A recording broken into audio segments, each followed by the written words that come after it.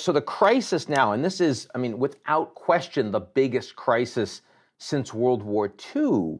The crisis is not the president. The crisis is this horrible global virus. And the news organizations are going to be the place where, in a crisis, people are getting their information from the folks that they do actually really trust, the doctors, the scientists, right? That's what they should be doing. And I guess what I hear you saying is that part of the problem is that the media organizations aren't actually widening the aperture suitably to cover the whole story. Instead, they're still spending too much of their time focusing on Trump.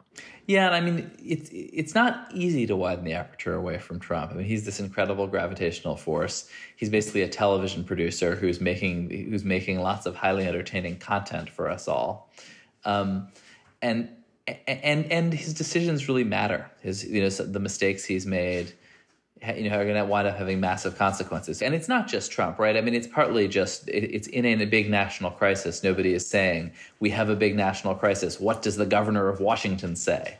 People do want to know what the president has to say.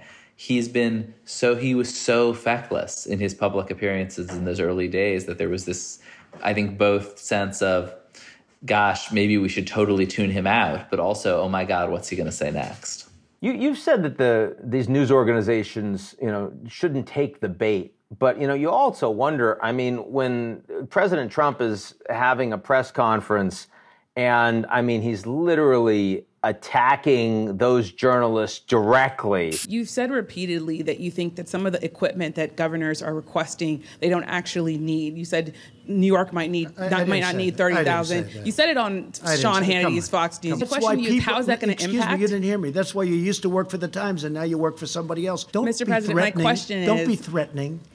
Because, that's kind of where he's getting the media juice and play from doing it. They all just jump on it. How do you avoid that? You can't totally avoid it, but I think it's basically a matter of proportion. You have thousands of reporters, or hundreds of reporters, dozens of reporters, however many you got. The biggest story in the country is not President Trump being a jerk to a reporter. It's this pandemic. And that doesn't mean you don't cover it. It doesn't mean you don't also kind of understand why he's doing it and the kind of show he's trying to put on, why this is working.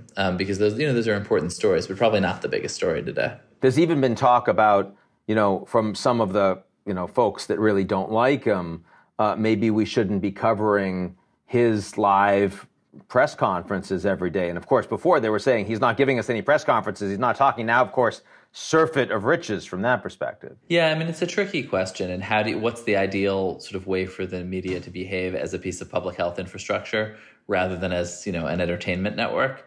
And I'm sure none of us are doing it perfectly. I find that debate a little academic.